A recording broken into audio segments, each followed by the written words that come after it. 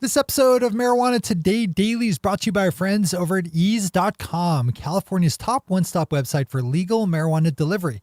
We still have a few weeks left on the books for the summer season, and ease.com is there to help you make the most of it. Swing over to Ease to check out all the different kinds of cannabis products available for delivery, all properly packaged and labeled, of course, as well as their ever-changing offering of sales specials. Today, you can get 20% off all Caliva products on any orders over $50, with another set of great deals to follow tomorrow. Whether you like flower or concentrates, edibles, or topicals, Ease has you covered. Find out just how easy it can be to get legal California marijuana products delivered right to your door in less than an hour over at ease.com, spelled E-A-Z-E. Big thanks to everyone at Ease for supporting today's news. Good morning, Marijuana Nation. It's Tuesday, September 4th, 2018, and you're tuned in to episode 563 of Marijuana Today Daily. I'm your host, Shay Gunther, and I'll be walking you through today's marijuana news and headlines. As always, we have a full and busy day of cannabis news in our hands, so let's jump right into it. Our buddy Tom Angel over at Marijuana Moments grabs our top headline today, as he so often does, with a story about Washington Congresswoman Cathy McMorris Rodgers, a leading Republican congressional leader who has seemingly flipped on the issue of state legal marijuana by telling the Spokesman Review, quote, "I lean against that," unquote, in referring to the recension of the Cole memo earlier this year by U.S. Attorney General Jeff Sessions, which had afforded state legal medical cannabis a measure of protection against federal persecution. McMorris Rodgers also shifted her view on marijuana's federal classification under the Controlled Substances Act and said in a questionnaire with the Spokesman Review, when asked about changing cannabis to Schedule II, quote, "Maybe. More information is needed, and we need to make sure that children don't have access to the drug in states that have approved recreational use," unquote.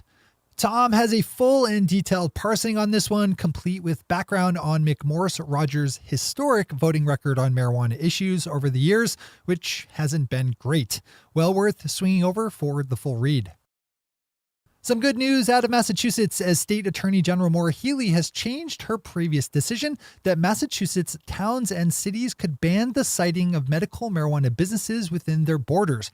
On Friday, Attorney General Healey's deputy press secretary said, quote, "After further review, we have determined that under the statute, towns are not permitted to enact bans on medical marijuana establishments," unquote.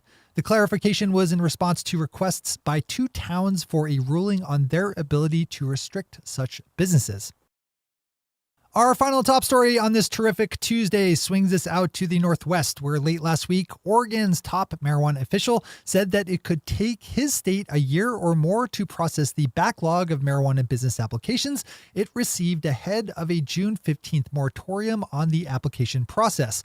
Oregon Liquor Control Commissioner Executive Director Stephen Marks said his agency had more than 2,200 applications for marijuana business licenses to go through, which he thought would take 12 to 14 months. That figure includes both new applications as well as renewals from existing businesses. Marks was unable to give any kind of hard date for when Oregon would again be accepting marijuana business licenses, so for the immediate future, new business licensing in the Beaver State is in a bit of cannabis stasis. Those are our top stories for today. It's time for Marijuana Today Daily Headlines Blitz. Before we blitz it on headlines, let's quickly thank our sponsor, ease.com, California's top one-stop website for legal marijuana delivery. Ease.com is a great place to get your legal marijuana because you know you're always in for a good experience, with nothing but properly tested, packaged, and labeled legal cannabis products awaiting your perusal. Ease only works with the top dispensaries in their active areas who fulfill all the orders you place through ease.com. Ease has a full range of cannabis product types available with different price point options, which means it's the perfect website for both value shoppers and those with their eye on the higher shelf picks. But don't take my word for it. Swing over to ease.com to see if they're active in your part of California. And then if they are, and it's during legal delivery hours, you could be just minutes away from getting your order in and less than an hour from taking delivery.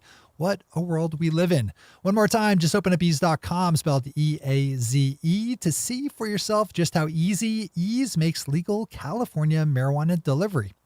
All right, time for the Blitz. On Saturday, a new policy change went into effect in New York City where NYPD cops will now issue summons to people caught smoking marijuana in public rather than arrest them, as was previous standard operating procedure.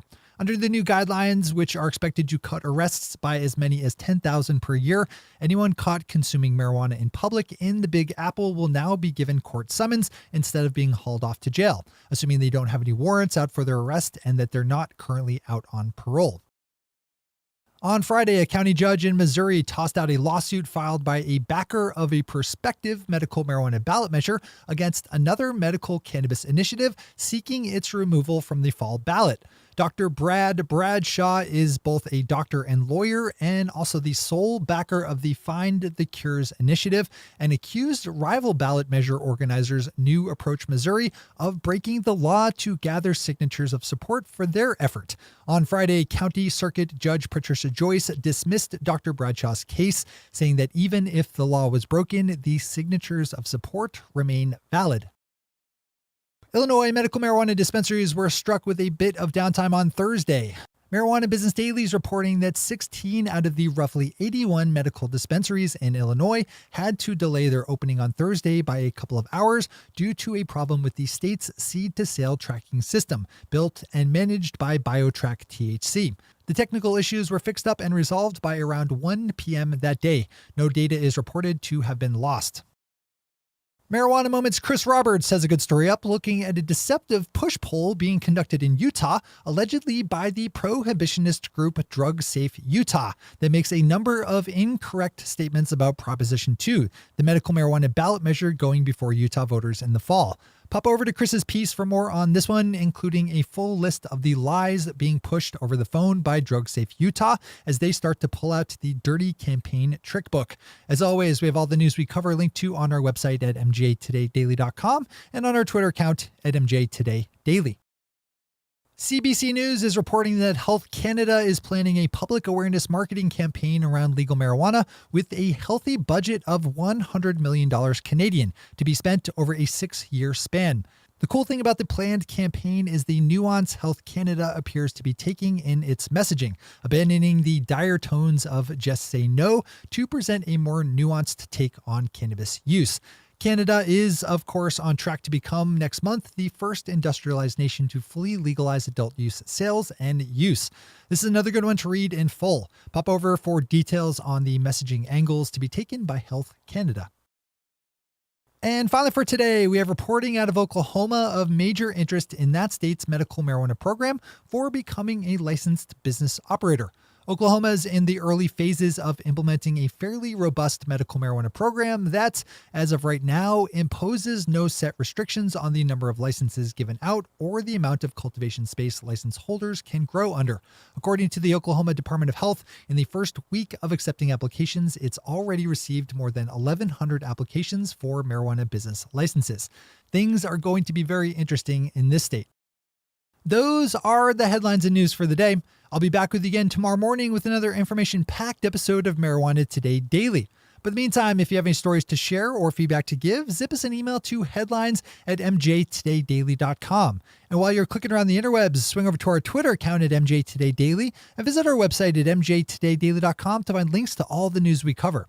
Thanks to our sponsor, Ease, and to all of our awesome patron listeners for the support that makes this show possible. To join the illustrious ranks of the patron listeners yourself, swing over to our website at mjtodaydaily.com and click on that big blue button at the top of the page that says Become a Patron.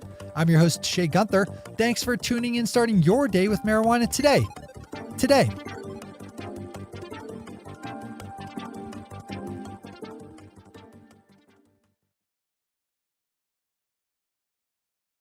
One take, Shay. One take.